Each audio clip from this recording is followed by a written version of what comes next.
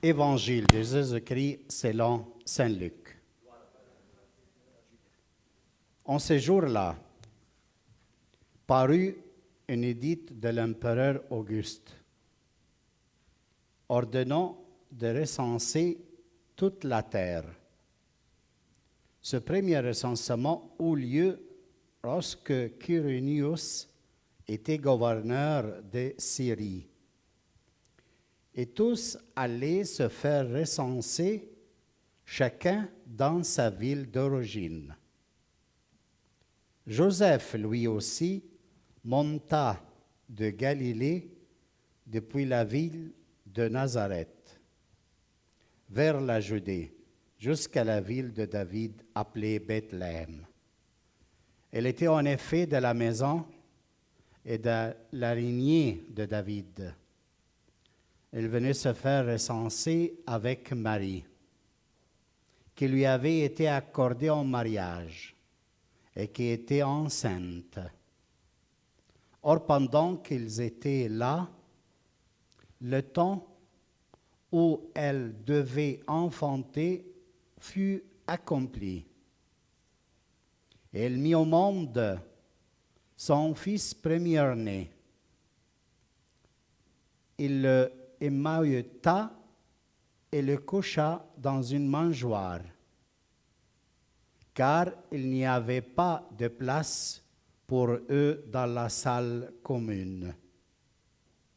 Dans la même région, il y avait des bergers qui vivaient dehors et passaient la nuit dans les champs pour garder leurs troupeaux. L'ange du Seigneur se présenta devant eux, et la gloire du Seigneur les enveloppa de sa lumière. Ils furent saisis d'une grande crainte. Alors l'ange leur dit, « Ne craignez pas, car voici que je vous annonce une bonne nouvelle, qui sera une grande joie pour tous les peuples. Aujourd'hui, dans la ville de David, vous est né un sauveur, qui est le Christ, le Seigneur. Et voici le signe qui vous est donné. Vous trouverez un nouveau-né, emmailloté et couché dans une mangeoire. » Et soudain, il y a eu avec l'ange un troupeau céleste, une troupe céleste innombrable, qui louait Dieu en disant, « Gloire à Dieu au plus haut des cieux, et paix sur la terre aux hommes qu'il aime. » Acclamons la parole du Seigneur.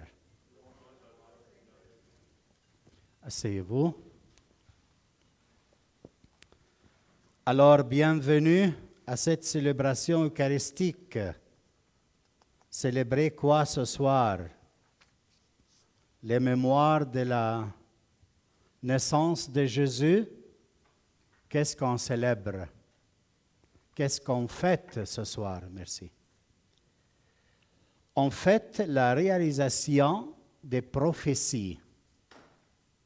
Par exemple, vous avez entendu dans la première lecture du prophète Isaïe qui disait « Le peuple qui marchait dans les ténèbres a vu lever une grande lumière. » Quel peuple marchait où et quelle était cette lumière?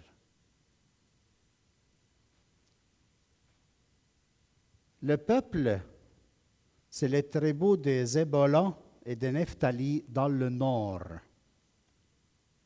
Le Seigneur prophétise, le peuple qui ne connaît pas le Seigneur, ils vont voir une lumière. Le peuple qui ne connaît pas le Seigneur, c'est-à-dire un peuple qui ne comprend pas quelle est la droite, quelle est la gauche. Et il ne discerne pas les événements de la vie. Il ne discerne pas comment vivre, donner sa vie, comment aimer. Elles ne connaissent pas ces choses. Sont obligées à vivre pour eux-mêmes et à rassasier leur plaisir. Et n'existe pas que eux. Ça, c'est le peuple qui demeure dans les ténèbres. Il peut être partout, ce peuple. Il peut être aussi au milieu de nous, des fois. Mais quelle est la bonne nouvelle de ce soir? Que le peuple qui marche dans les ténèbres, il a eu une grande lumière. Et quelle est cette lumière? Un enfant, il nous est né. Et cet enfant, sur ses épaules, il y a le pouvoir. Déjà, Isaïe, depuis 8 siècles avant la naissance de Jésus-Christ, il prophétise sa venue comme un enfant nouveau-né. Et lui, il porte sur ses épaules le pouvoir.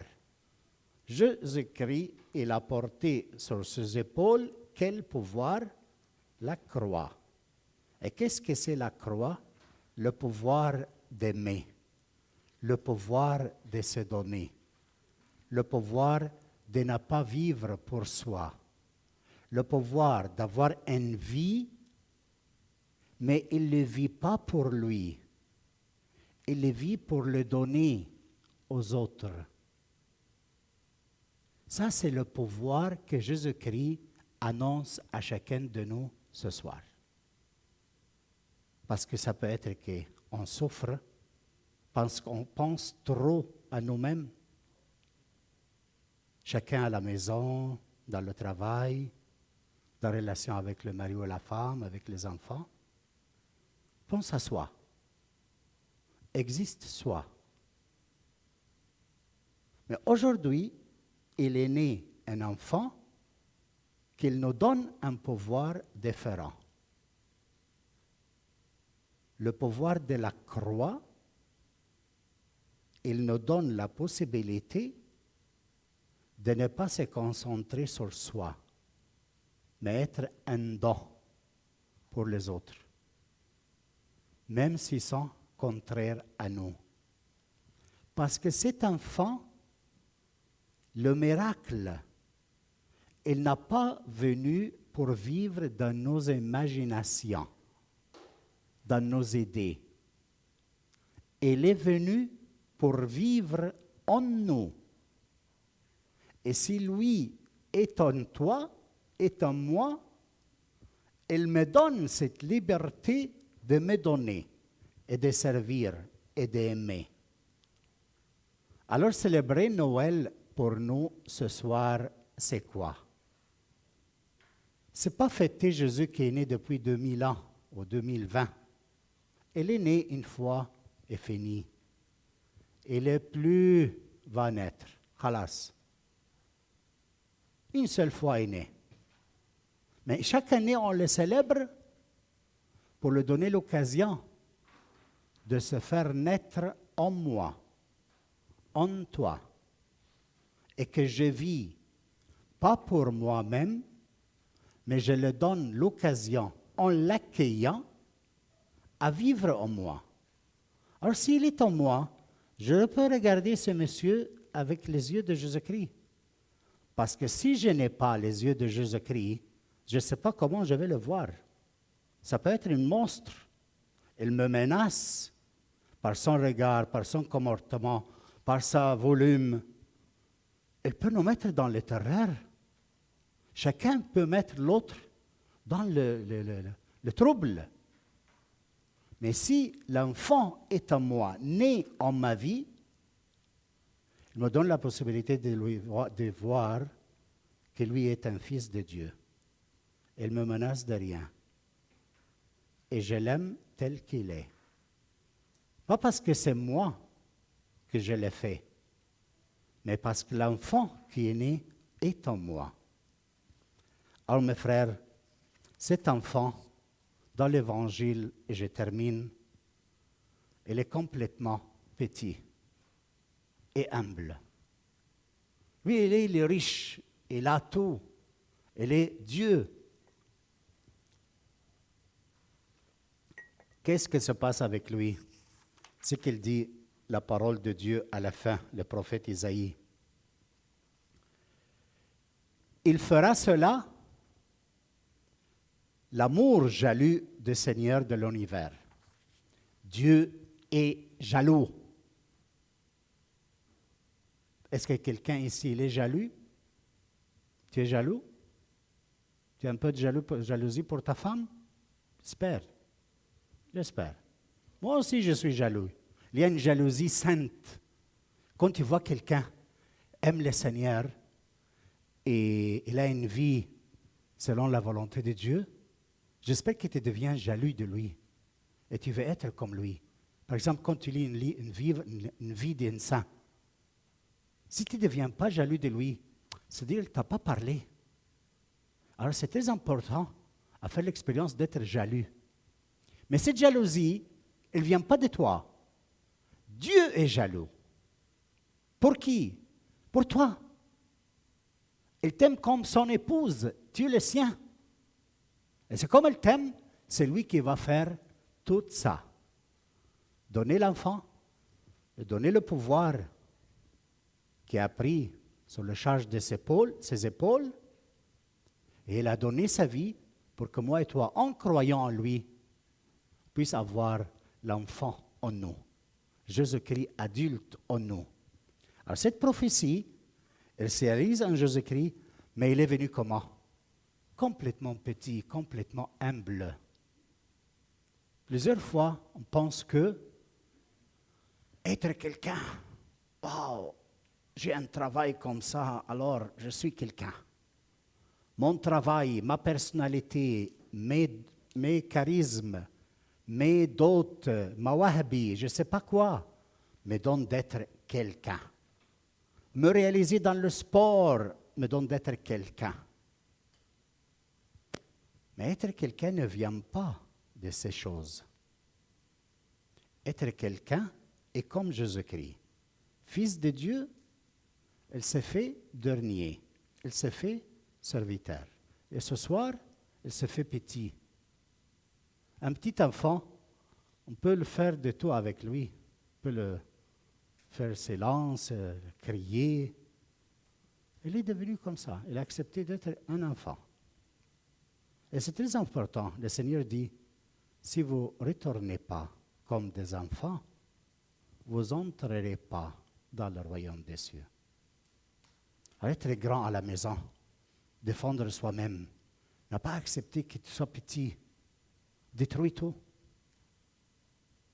L'amour, c'est de voir l'autre avec les yeux de Dieu et l'aimer tel qu'il est. Alors, ce qu'on a besoin dans nos maisons, ce qu'on a besoin dans cette Noël, d'accueillir l'enfant Jésus dans notre vie et de regarder l'autre, mon partenaire, mon frère, ma soeur, mon mari, ma femme, avec les yeux de Jésus-Christ. Ne pas m'arrêter sur les choses qui blessent, mais de prier pour elle. Par exemple, je connais dans son caractère, elle est orgueilleuse, elle ne supporte rien. Alors, ce n'est pas chaque fois que je dois lui dire « Tu es orgueilleux, tu ne supportes rien, tu es orgueilleux, chaque jour. » Ça suffit, là.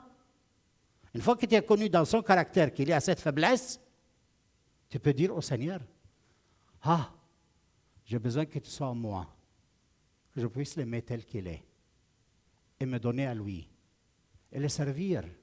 Il est mon maître, il est ma maîtresse, il est mia signora. » Comment on dit? Bon. Oui. Alors c'est comme ça. Avoir Jésus né en moi me donne de voir l'autre Fils de Dieu, tel qu'il est. Parce que Dieu ne va pas enlever toutes les mauvaises choses en nous. Mais qu'est-ce qu'il va faire Dieu, l'enfant en moi? Nos caractères restent pour toute la vie. Mais qu'est-ce qu'il va changer? Le pouvoir d'aimer avec ce que je suis. Alors, les bébites qu'on a est très important pour vivre ensemble. Mais la possibilité que le Seigneur né en nous me donne le pouvoir d'aimer l'autre tel qu'il est et de vivre avec lui. Ça, c'est le message de Noël. Ce soir, vous allez recevoir, si Dieu le veut, le message du patriarche. Mais c'est comme il n'est pas traduit en français, Je n'ai pas eu le temps de le traduire, il est arrivé hier ou avant-hier. On l'a lu dans la messe arabe. C'est pour ça que je me suis permis de de vous dire cette parole. Mais vous allez recevoir, je vous conseille de le lire. Elle est très belle, très belle. Et le patriarche aussi vous salue à tous. Il désire de venir vous voir. Il vous dit Joyeux Noël et bonne année. كل سنة وانتم طيبين وعيد سعيد عليكم. نكمل مع بعض القداس واحنا بنطلب لعائلاتنا ولأولادنا ولأزواجنا ولزوجاتنا ولقرايبنا نحن نعمل خبرة إنه يسوع الطفل يكون فينا ويجعل مننا نفوس صغيرة. جدي أنا رب للناس اللي ما تفهمش الفرنساوي. كل سنة وانتم طيبين.